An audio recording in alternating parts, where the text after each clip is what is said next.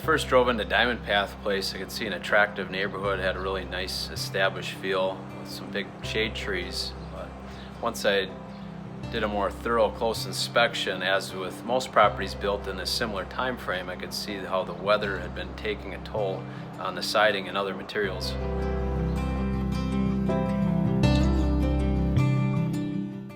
So getting a closer look at the fascia and the siding, you can see a lot of deterioration with some of these chunks of paint peeling off, completely clean off the siding. It's rotted enough. See some big cracks in the fascia, as well as some pretty big cracks in the siding. See some nail pops where we got some loose siding pulling those nails out. See a lot of rotted wood, and especially where the siding meets the roofing, you get a lot of areas that there's not as much coverage of the overhang, as well as rainwater hitting it and even hitting the roof, splashing back up onto it, melting snow that deteriorates it as well. Wall penetrations like this air conditioning line like you see here are maintenance items that need to be looked at every so often. In this case, it's caulked around and starting to deteriorate from weathering, which is common. So really important to look at these, recaulk them when needed. When we're residing, typically what we'll do for a more permanent fix or more permanent way to keep out water is some sort of flashing, maybe a split block or some other way that's going to keep water out long term.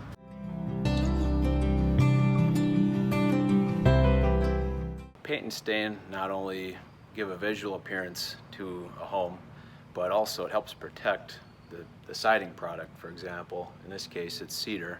After a while, this starts to crack, it starts to peel, and in this case you can tell that they painted over some of these bad spots, and those bad spots are peeling because they're loose and there's nothing really solid to stick to it. So really you should be scraping this off, getting it clean, getting it solid. But if that wood product below it is starting to decay and rotting like it is commonly in this neighborhood, that paint and stain product just does not stick to it, and you're just going to continuously be painting and staining, and it's not going to stay, it's not going to last.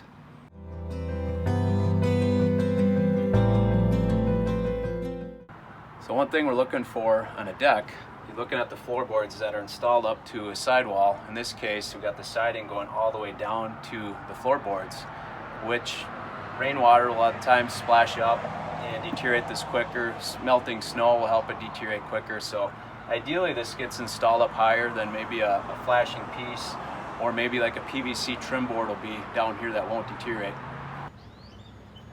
Over time, decks and porches on posts can deteriorate, can settle, can need some repairs. In this case it's leaning, so there's a couple simple fixes with the framing that can be done, make it more structurally sound and last a lot longer over time.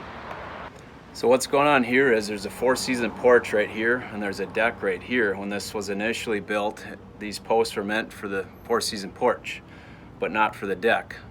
There's a lot more weight that's going on this post, and it's not being distributed in all these headers here. And this is actually compressing into the wood. You got a lot of weight going on one small point, so that needs to be addressed.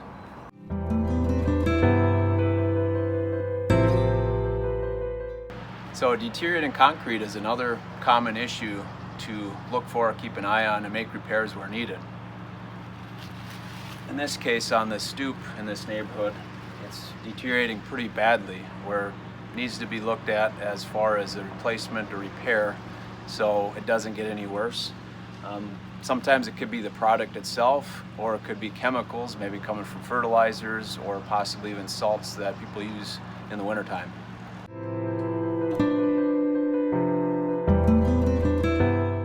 Chimneys in general are really important for us to look at because they often go unnoticed. They're on the roof, people don't really see them. Brick chimneys, things that we're going to be looking for.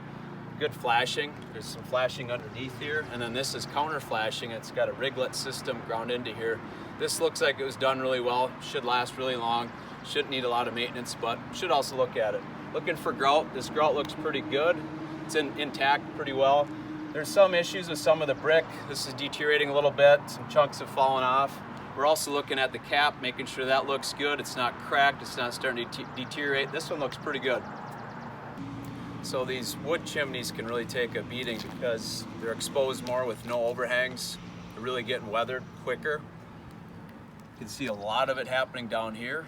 And in a case like this, if we're re-roofing, what we would do is we'd frame in what we call as a cricket. It's kind of like think of a tent, and what it does, it'll deflect rainwater going each way, and it won't get trapped in here. So rainwater, melting snow can all get trapped in here, rot the wood a lot quicker, and typically will eventually leak into the home.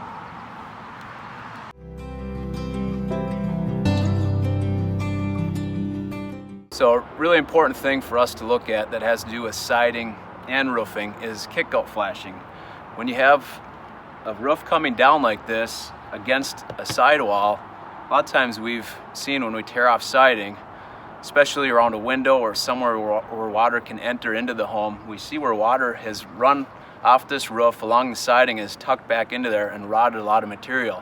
So really important to see a kick-out flashing here, properly installed, tucked behind the siding, where it's kicking the water out away from the home.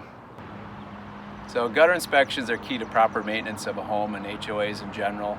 A lot of times they get clogged up with the debris coming from trees, and they're not going to function like they should be. Water can flow over and start deteriorating materials down below, and it could just wear the gutter out much quicker than it would otherwise.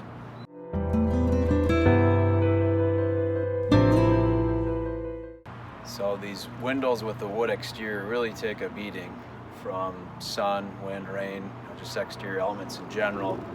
You can see a lot of paint that's coming off in this case, and a lot of cracks in here. You can tell that water's penetrated the wood quite a bit, and paint's probably not going to stick to it very well. Pieces are falling apart, chipping off.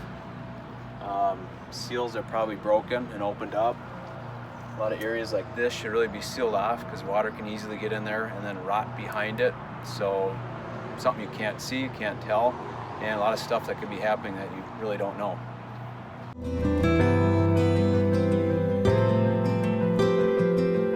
Doors are a big maintenance item as well, especially with these wood door frames, and after a while they can start to rot in these corners here where water seeps in. Down on the bottoms where rainwater, snow, melting snow will often sit here and just rot it away. It's still functioning, but it is deteriorating, and it can do more harm if it's not maintained, if it's not replaced sooner than later. These garage door jambs can deteriorate a little bit quicker than some of the other materials as well, especially lower down where they're a little bit less protected from the overhangs above.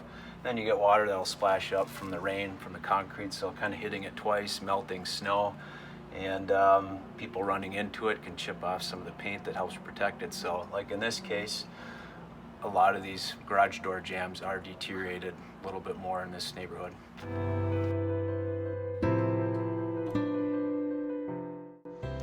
So again, Diamond Path Place is a beautiful property, and feel it's important to establish the best course of action to protect the community's investment for decades to come.